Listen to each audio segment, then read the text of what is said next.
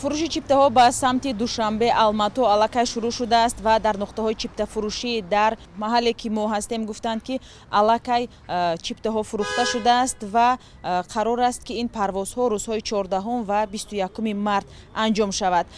Феълан фақат ширкати ҳавоии Эйр Астана имкони парвоз ба самти Алматоро дорад ва зимнан ширкати Сомон Эйр ҳам ки гуфта мешуд парвозҳо аз Душанбе ба Алматоро анҷом диҳад, эълон накардааст ки кай парвозҳо анҷом мешаванд ва нархи онҳо маълум нест.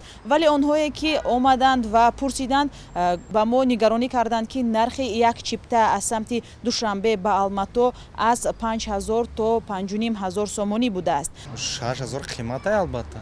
дар худи нуқтаҳои чиптафурӯшӣ ҳам гуфтанд ки аллакай дар ин ду хатсайр мусофирон билетҳоро харидаанд ва танҳо метавонанд то маблағи 5700 сомонӣ билет дарёфт кунанд ва парвоз кунанд. омаде гуфтем пурсем ку ҳастай чипта мефурӯшанд, намефурӯшанд барои мо.